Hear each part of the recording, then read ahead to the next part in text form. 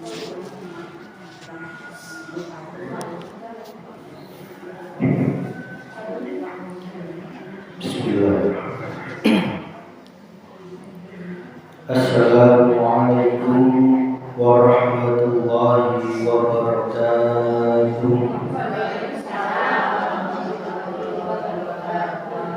Ila hadratin Nabi Mustafa Rasulullah Muhammad sallallahu alaihi wasallam wa ala alihi wa awlihi wa dhurriyyatihi wa sahabati wa tabi'in syari'in wal ulama'i wal waliyullah syekhatul qadir jailani wa ila rabbi al-mahrum baki yajikan dan masyuri bin sastra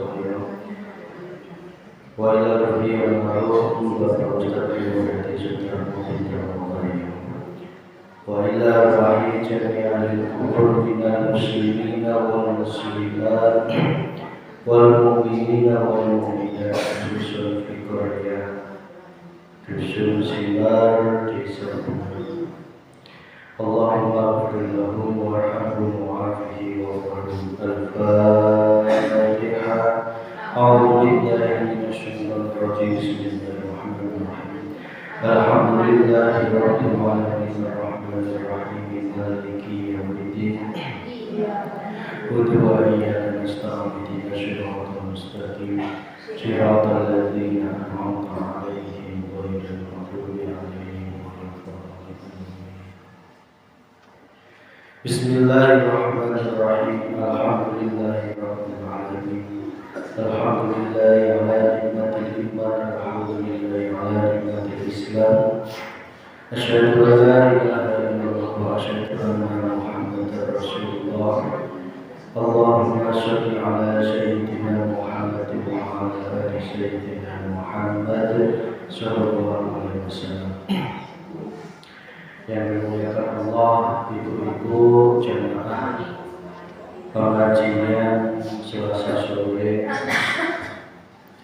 Alhamdulillah kurang sadayana biasa dipertemukan dari Allah, biasa diberikan kesehatan, diberikan iman, diberikan anggota tubuh yang masih lengkap, lengkap, diberikan nafas sehingga orang sadayana bisa dari kumpul di majelis ilmiah. Sholawat serta salam mugia terus tercurahkan ke junjungan orang sadayana Nabi Muhammad sallallahu alaihi wasallam, keluarganya, para sahabatnya, para tabi'in sholihin, lumayan ke orang sadayana. Semoga orang sadayana mendapat syafaat di dunia wal akhirah. Amin ya rabbal alamin. Tema pada kesempatan sore ini adalah sudahkah hati kita merdeka? Sudahkah hati kita merdeka? Merdeka, apa sih makna dari merdeka? Merdeka itu artinya terbebas, terlepas dari belenggunya penjajah. Itu namanya merdeka. Di bulan Agustus ini kita meriahkan, memperingati hari ulang tahun ke sabaraha kayaknya.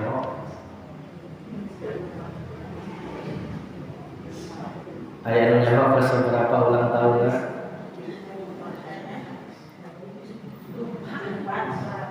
Ayo.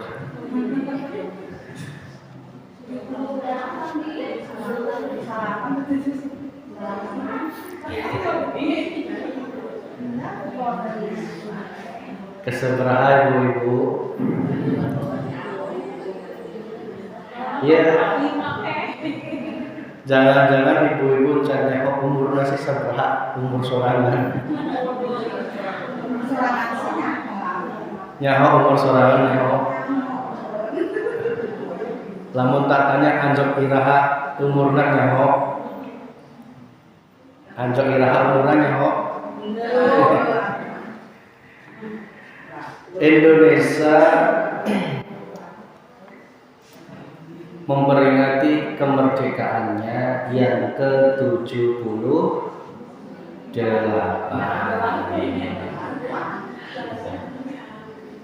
Nggak sekolah bukan? Ayah nomor 78 di dia. Inden seberapa? Hah? 80. Berarti Indonesia merdeka nyawa banget ini. Singalakan zaman penjajah.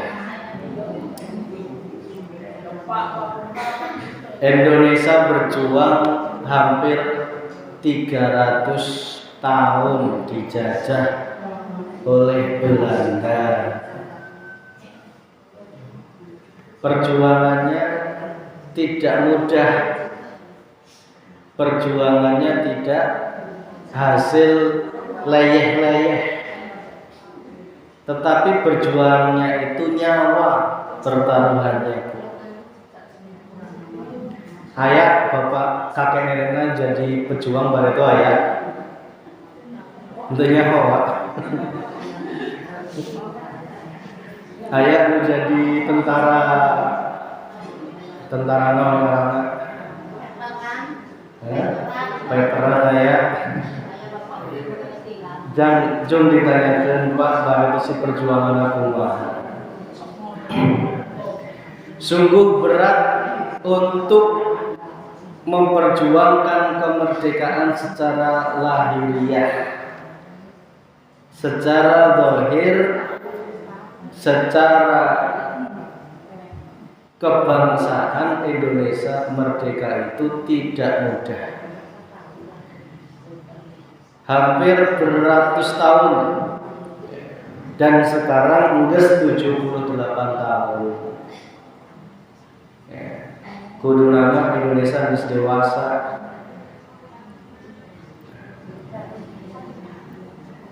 Itulah merdeka. Indonesia akhirnya bisa mengatur bangsanya, mengatur negerinya, rakyatnya dengan bebas tanpa intervensi. Nyaho intervensi. Intervensi itu campur tangan dari penjajah.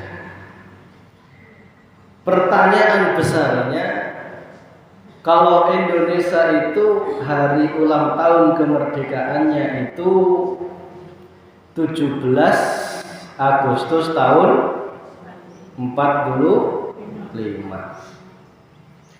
Terus pertanyaannya, tanggal berapa hati anjeunna sadayana merdeka dari penjajahnya hawa nafsu, mulai iraha. Mas, kondisina teh ayeuna masih keneh dijajah terus ku Belanda. Belanda naon nafsu.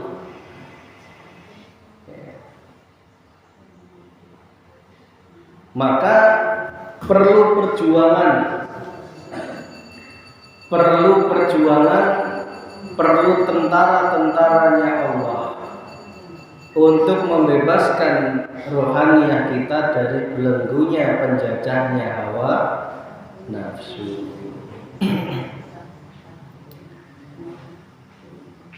Kalau zaman dulu itu senjatanya itu bambu runcing, Bu. Cina saya tidak entahnya. Senjatanya bambu runcing.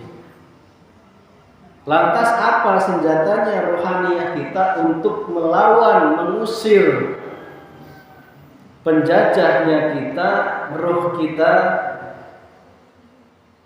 apa? Tapi sebelum nyampe ke itu, tak tanya diri anjeunna teh sadar henteu lamun eukeun terus-terusan dijajah ku hawa, nak sadar henteu ieu. dewek ngasorangan kita sadar lamun terus-terusan dijajah hawa nafsu. Kelihatannya merdeka 17 Agustus tahun 45, tetapi hatinya masih terjajah nafsu. Ya, itu. Maka ayo kita jadikan fokus kemerdekaan ini sebagai momentum kita sadar harus melepaskan rohaniah kita dari penjajahannya hawa nafsu. Banyak bu kondisi saat ini seorang suami terjajah oleh nafsunya. Ruhnya itu tidak merdeka. Ruhnya itu diatur. Yang harusnya rohaninya itu untuk beriman kepada Allah, diatur ku penjajah nafsuna agar rohaniyahnya itu iman kepada selain Gusti Allah. Banyak suami yang tanpa sadar dirinya itu terus-terusan dijajah oleh nafsu. Nafsu apapun itu. Nafsu paru-paru, nafsu perut, nafsu otak, nafsu ruh. Terus-terusan 4 nafsu itu dijajah, menjajah rohaniah. Meskipun secara zahir kelihatannya dia kuasa, dia berkuasa, tetapi secara ruh dijajah terus-terusan oleh hawa nafsu. Buktinya apa? Ciri seorang suami yang masih dijajah oleh hawa nafsu, ciri paling kelihatan itu adalah tidak adanya kasih sayang kepada jelas itu. Kalau kasih sayang berarti hatinya tidak terjajah oleh nafsu. Kasih sayang itu bukan hanya secara zahir, tetapi batiniahnya munculnya mahabbah dan sayang itu karena melihat hidupnya Allah. Geus kolot ieu jeung naon sayang-sayangan nu aya mah hirup bebareng. Nah, itu harus diluruskan. Hirup bebarengan itu berarti ya cuman numpang hidup bebarengan, tidak ada chemistry secara batin, secara ruh bahwa kita ini sebenarnya satu. Suami istri itu satu. Ya. Dengan saudaranya, dengan mertuanya, orang tuanya satu sebenarnya, tidak terpisah-pisah. Karena sejatinya kita ini berasal dari Zat yang Esa, Huwallahu Ahad. Mengapa dirimu merasa terpisah-pisah? Da eta teh anak batur, kunaon di rumah-rumah teuing. Padahal eta salah kita. Pemahaman seperti ieu teh kudu diluruskeun, da eta teh metoha unggul. Ya. Berarti dewek teh sejatina encan bersatu. Encan nikah cek Sundana teh. Maka hakikat nikah secara thariqah adalah satunya jiwa. Bersatunya jiwa antara suami dan istri, suami dengan mertua, istri dengan mertua, dengan ibunya, dengan saudara-saudaranya, termasuk mungkin anak tirinya, itu semua harus menyatu jiwanya. Jangan pernah ada keterpisahan di antara kita, cek Sundana teh. Karena suami istri aja masih banyak yang terpisah-pisah, Bu. Ya, buktinya apa? Buktinya itu hitung-hitungannya masih jenuh. Ya, perhitungannya itu masih jenuh. Bapakna cuman bawa duit 50.000. Berarti orang nyen si kopina ulah enak-enak teuing. Nah, itu artinya belum menyatu. Bapaknya bawa duit banyak, tanpa minta pun sudah ayah. Itu tandanya jiwanya belum nikah. Ya, secara zahir nikah resmi, kawin, istri sah, ada buku nikahnya, tetapi secara rohaniyahnya belum nikah. Kenapa belum nikah? Karena masing-masing terjajah oleh hawa nafsu. Sang suami terjajah oleh keakuan dirinya sebagai kepala rumah tangga. Aing pang hebatna, pang kudu dihormatina. Seorang ibu terjajah oleh hawa nafsunya, ingin disanjung, ingin disayang, ingin diorangkan. Itu sifat manusia, tetapi jangan masuk ke dalam hati. Ingat, jangan pernah mengharap kasih sayang dari siapapun kecuali dari Allah.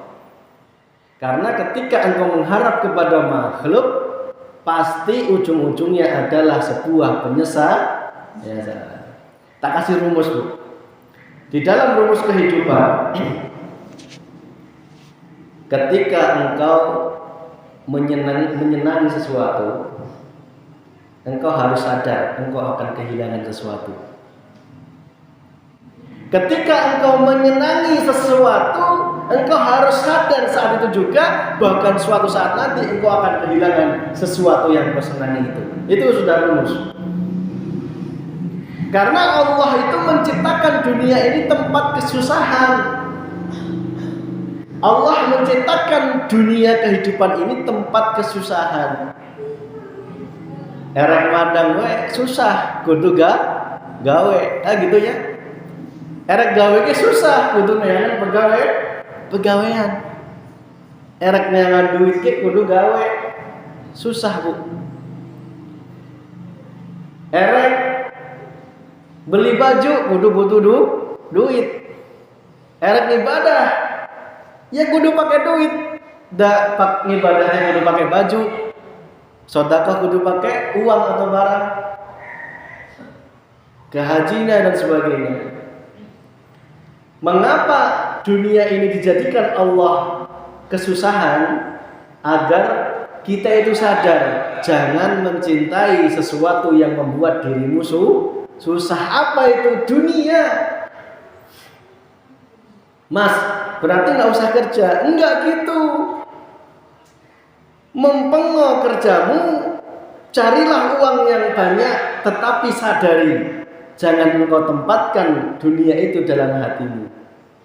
Terus lihatlah Allahnya, gunakan terus senjata pamungkasnya yang wujudnya adzikru bisiril asrar.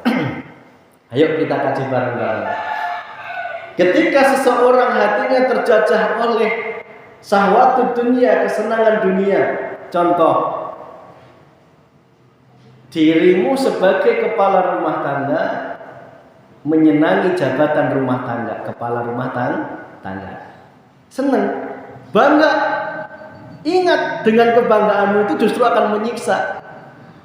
Pasti kalau bangga itu pengen dihormat, lah gitu nggih munculnya.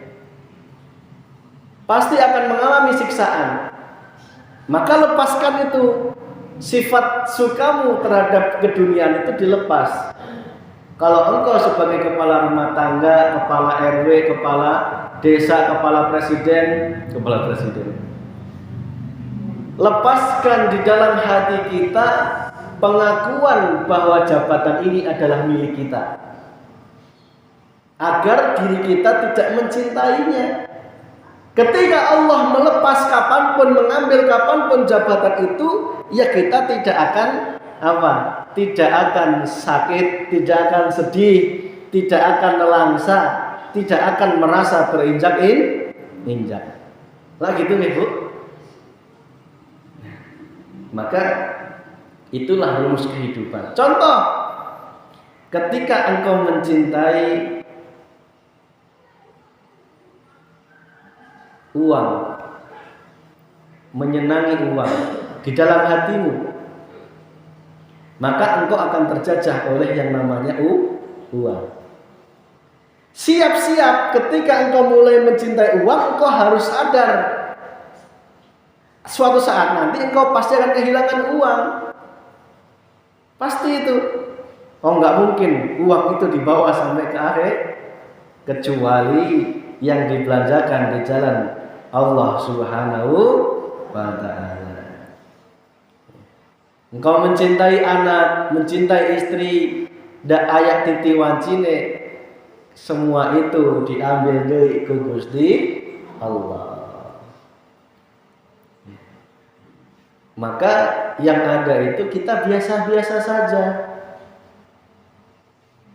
Kita mencintainya itu karena melihat hidupnya Allah, mahabbahnya itu kepada suami, bektinya kepada suami, hormatnya kepada suami, karena kita melihat ada Allah di dalam dan di luar dirinya. Kalau engkau melihat makhluknya, sing wujud anak, suami, jabatan, maka diri kita akan terjajah oleh kepentingan hawa nafsu. Maka kenikmatan yang sesungguhnya itu bukan alam dunia seisinya, bukan ilmu yang Allah berikan kepadamu yang hebat, bukan jabatan yang mentereng, bukan kehebatan kesaktian. Maka sekarang itu nggak usah heran kalau ada orang sakti, nggak usah heran, biasa aja. Ya. Karena apa? Yang kita lihat itu adalah kesaktian Gusti Allah. Wong kita ini selalu bersama Allah, nggak heran. Ya. Sehingga kita tidak mudah tertipu, tidak mudah terjebak. Ya. Kalau kita punya masalah, punya sakit, merapatnya kepada Gusti Allah. Ya. Paham Ibu? Ya. Kok kita harus minta tolong dokter, minta tolong orang tua dan sebagainya? Lihatlah Allahnya. Beliau-beliau ini nggak bisa apa-apa. Yang bisa memberikan sejatinya siapa? Allah. Sawangan uripe. Lihatlah hidupnya, sehingga hatimu tidak terjajah oleh makhluk. Hatimu akan merdeka untuk bertemu dengan Allah Subhanahu wa ta'ala. Mangkana fi hadhihi akma, sahak jalma nu di dunia etak buta akan perjumpaan Allah, fahuwa fil akhirati akma, komo di akhiratnya mual bisa kepanggih Gusti Allah. Wa adhallu sabila, dan jalanmu akan semakin sesat. Maka kami mengajak kepada semua umat Islam, umat manusia, ayo berimanlah kepada Allah. Carilah jalan kembali kepada Allah.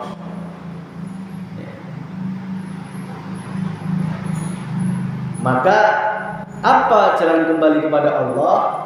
Yaitu aktivitas dohiriyah apapun, bah wujudnya sholat, bah wujudnya zikir, sholawat, puasa, wirid, tahajud, zuha, mangan, macul, nanti ngoret, goreng mendoan, nyesek, gegerok, arisan, jualan, nanti kabeh itu jadikan laku ibadahmu dengan apa? Menyatakan sing berperan iku Gusti Allah. Itu Bu. Ya. Ini sulit diterima bagi orang yang imannya belum nyampe ke situ. Karena apa? Dirinya masih terjajah, belum menyatakan kemerdekaannya, belum menyatakan kekuasaannya masih terjajah. Maka kuncinya adalah wa man kana yarju liqa'a rabbih. Barang siapa yang ingin berjumpa Allah, falyamal amalan sholeh. Hiji, falyamal amalan sholeh. Sing nanam padi nyatakan, sing meranken iku hidupnya Gusti Allah. Hilangkan pengakuan dirimu yang menanam, dirimu yang menghidupkan, dirimu yang membuat padi itu bagus. Hilangkan itu. Semua itu Allah yang menumbuhkan, Allah yang memupukkan, Allah yang mencangkulkan, Allah. Kalau itu hasilnya bagus ya Allah, kalau hasilnya bagus harus dijagati, itu pun ya Allah. Kok hasilnya jelek, itu pun ya ujian dari Allah. Engkau akan terbebas dari sedih maupun bahagia manakala melepas, kembalikan semua itu. Fi awal Allah, wal akhir Allah. Fi zahir, di dalam batin Allah, wal batin Allah. Yang meliputi semua itu cuma Gusti Allah. Enak Bu, nah di situ Bu. Maka yang kedua adalah wala yusyrik bi'ibadatihi rabbih ahada. Dan jangan engkau wala yusyrik menyekutukan ibadahmu bi'ibadatihi rabbih dengan Tuhanmu ahada, dengan sesuatu apapun. Banyak orang yang menilai musyrik itu dari benda. Keris musyrik, itu menilainya dari benda. Dia tidak melihat yang sejatinya. Cuman katanya tidak melihat yang sejatinya. Apa sih keris itu digunakan untuk apa?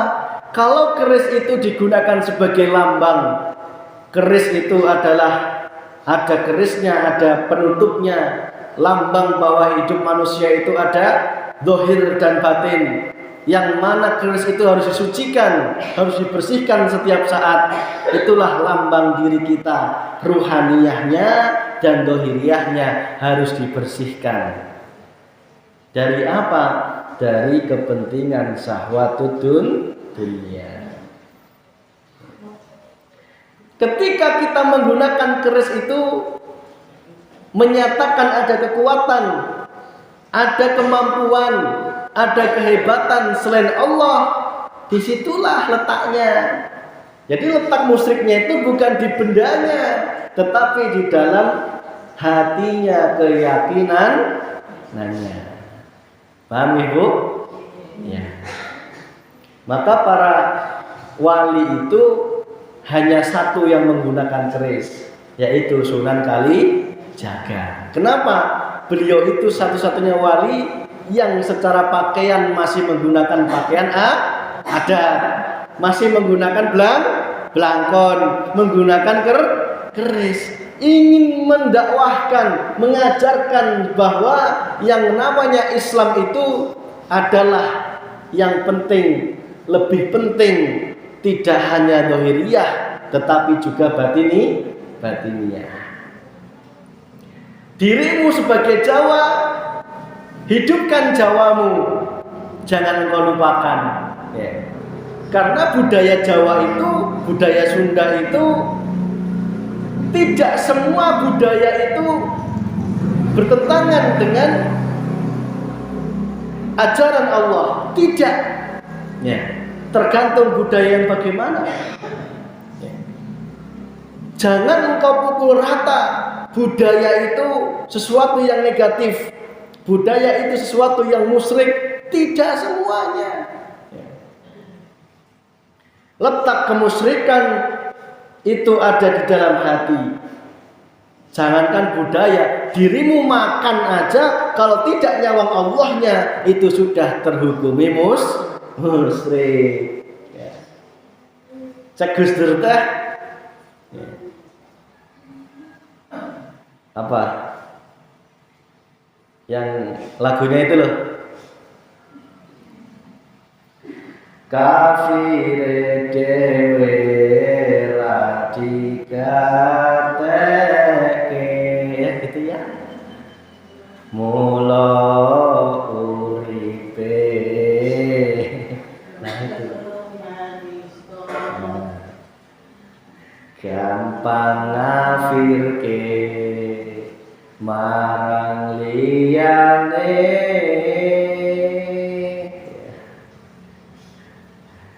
Itu Bu, mudah mengkafirkan orang lain tetapi lupa kafirna musyrikna dewekna sora. Maka bukan masalah makan, sholat, sedekah bumi, sedekah laut. Itu semua adalah aktivitas dohiriyah. Yang penting hatimu itu di mana duduknya. Wong dirimu main HP aja itu bisa jadi musyrik kok. Manakala dirimu apa? Tidak melihat hidupnya Gusti Allah. Iya enggak? Nah, itulah kita itu melihat sesuatu itu harus dengan ilmu. Ya, jangan dengan nafsu. Ya. Biar apa? Tidak terjajah oleh hawa nafsu. Maka ayo kita luruskan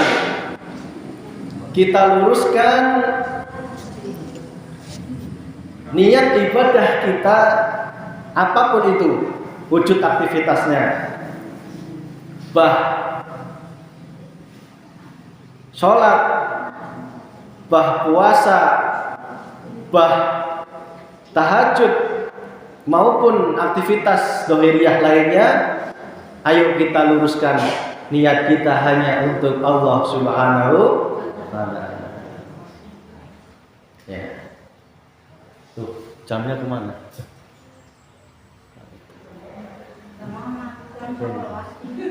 Itu mati jam. 42. Kembali kepada ayo sadarlah wahai umat manusia, waktu anjeunna enter diladei. Waktu anjeunna enter diladei. Ayo terimalah ilmu sejati ini. Ilmu sejati ini yang akan menyelamatkan diri anjeunna. Bukan ilmu dohiriyah, tetapi ini adalah ilmu batiniyah agar kembali kepada Allah Subhanahu wa ta'ala. Yang tadinya ngibadahnya masih seneng mampir-mampir. Nyaho mampir-mampir Bu.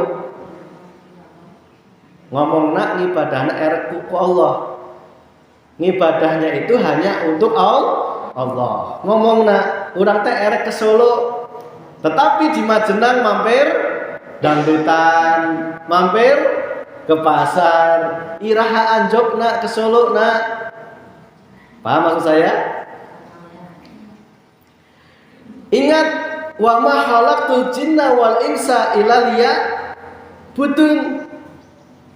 Diciptakan anjeunna eta agar beribadah, kembali wa inna ilaihi rajiun, kembali kepada Allah. Tujuan kita itu balik yang Gusti Allah. Satu itu top.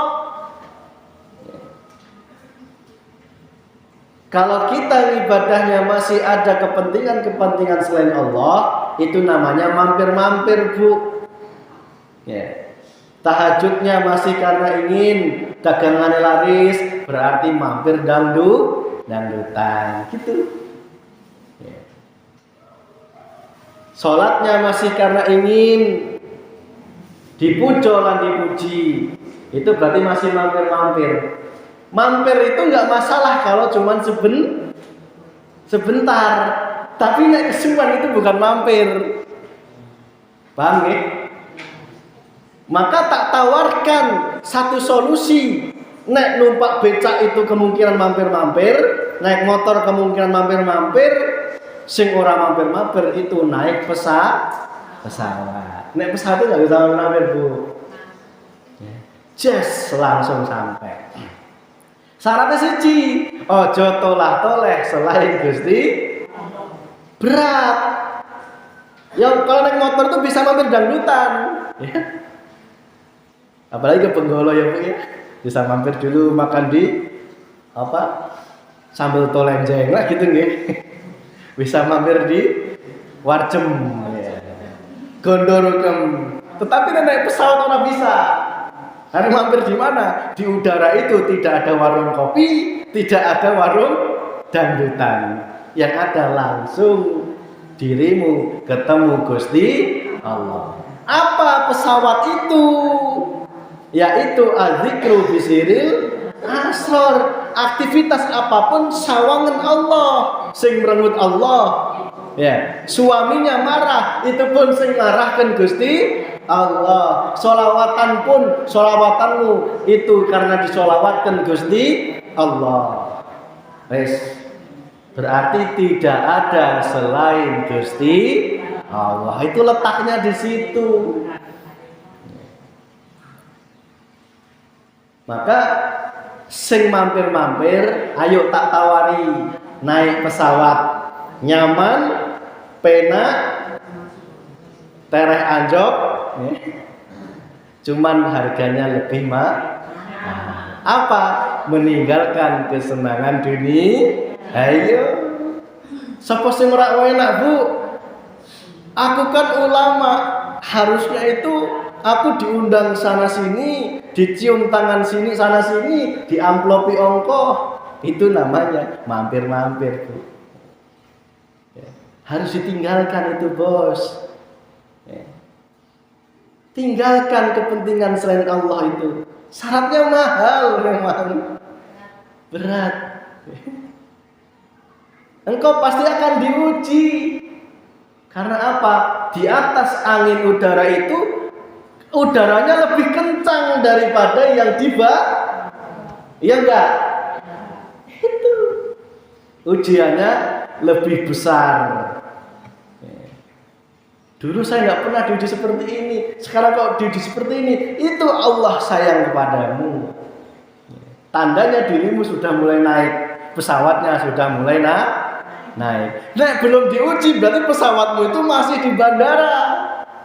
Wis masuk pesawat tetapi belum mulai berjalan. Tandanya dirimu belum diuji oleh Allah Subhanahu wa taala. Diuji apa? Uji itu bukan berarti yang enak-enak, yang enggak enak loh. Yang enak-enak pun itu juga ujian. Itu Bu. Maka ayo saudaraku semua, dulurku kabeh, andai kata dinul haq ini ada di dalam hati setiap manusia, tak jamin tidak ada yang bertengkar, tidak ada yang bermusuhan, tidak ada yang menang-menangan, tidak ada yang sikut-sikutan, tidak ada yang dijajah. Yang ada adalah kedamaian. Itulah hakikat merdeka yang sesungguhnya. Merdeka gimana? Sama istri masih ungkur-ungkuran. Kelihatannya akur dari tetangga. Kondangan sarimbitan, motor boncengan, tetapi hatinya bagaimana? Hatinya belum dalam keadaan damai. Mau merdeka bagaimana? Dengan tetangga masih ayak permasalahan muncan diselesaikan. Masih ayak gap, ayak jarak, ayak dongkol dina hatikna. Itu artinya can merdeka.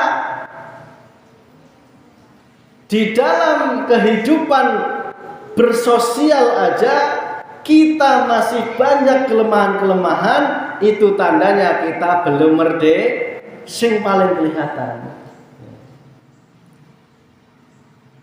itu Bu, dengan mertua, dengan orang tua kita masih perhitungan, itu tandanya itu masih belum merdeka. Karena apa? Masih terjajah oleh hawa nafsu. Maka bambu runcing itu gunakan, persatuan itu gunakan. Maka Pancasila itu luar biasa. Satu ketuhanan yang Maha Esa. Artinya dirimu itu kudu ahad.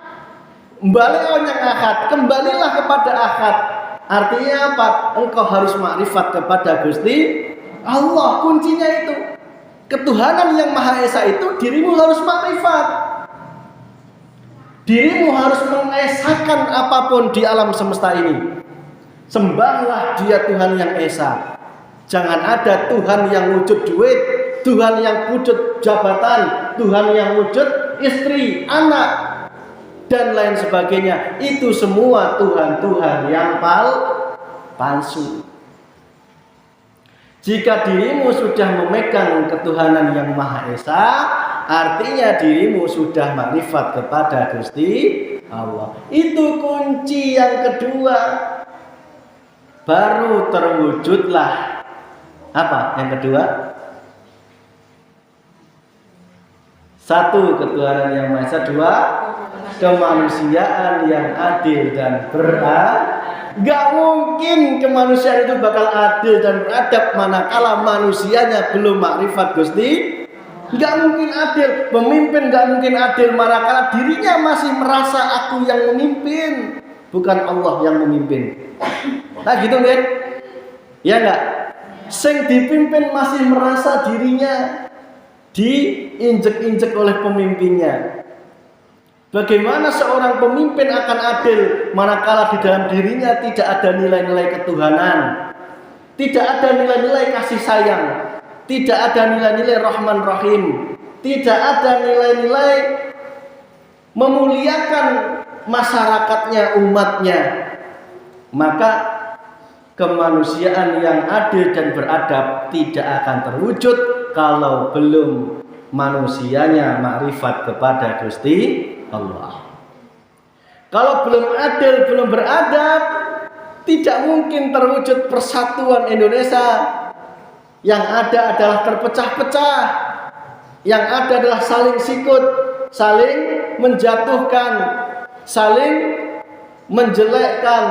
Itu tandanya diri kita belum merdeka, masih diadu domba. Layaknya zaman Indonesia dulu diadu domba oleh Belanda. Sekarang yang adu domba siapa? Nafsu, bos.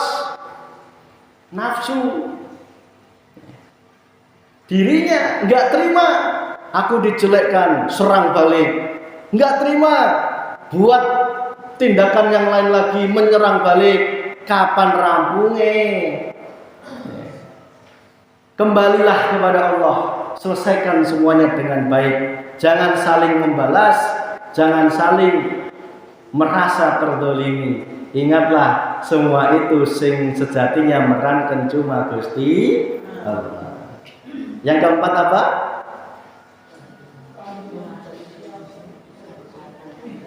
Ayo.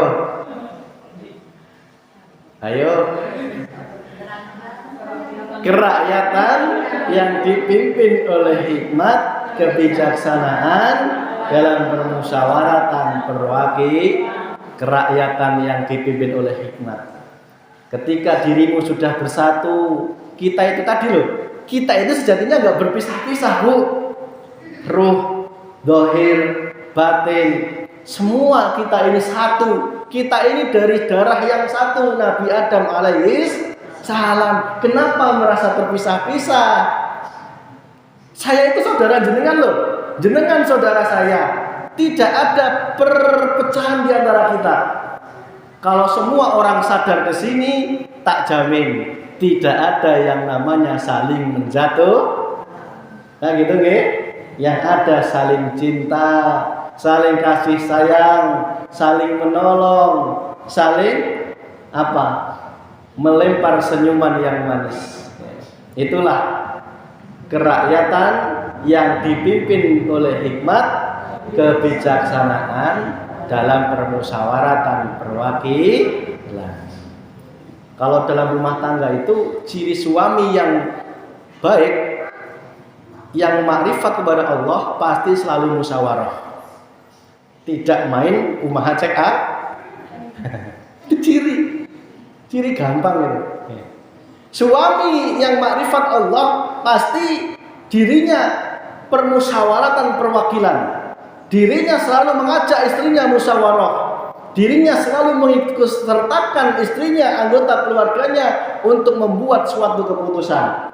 Bukan kumaha cek aing, kumaha cek dewek, pang benerna eta berarti dewekna masih dijajah oleh Belandanya hawa dijajah oleh Belandanya hawa nafsu. Yang terakhir apa, Bu? Keadilan sosial bagi seluruh rakyat Indonesia. Baru adil, Bu. Ke istri adil, ke anak adil, ke suami adil, ke masyarakat adil, ke agama adil, ke sosial adil, ke masyarakatan adil, ke zahirnya adil, ke batinnya adil, ke Allah adil, ke semua lini hidupnya itu selalu berimbang. Berimbang itu berarti tidak berat sebelah. Yang ada apa? Kedamaian. Itulah ya ayat Tuhan nafsul mutmainnah. Hai orang-orang yang berjiwa damai, berjiwa tenang, irjini. Kuncinya kembalilah engkau ila rabbik, kembali kepada Tuhan. Nah, lah kuncinya akhirnya kudu balik kepada Gusti Allah. Pun dipraktekkan Ibu. Praktekkan ya. Dalam kondisi apapun selalu sawangan urip hirup di sawang. Di sawang nyahok. Di sawang itu nyahok. Dilihat, melihatnya dengan apa? Hati, dengan ainul basirah. Hati, mata iman. Iman nek sing gerakkan iku sejatine Gusti Allah. Sing merangkan Gusti Allah. Enak, Bu. Inilah baru Pancasila. Hidup Indonesia raya. Simbar semakin jaya. Apa mani? Diri kita semakin mulia. Rabbana atina fid dunya hasanah wa fil akhirati hasanah wa qina adzabannar. Walhamdulillahi rabbil alamin. Al-Fatihah. Alhamdulillahirrahmanirrahim. Iya,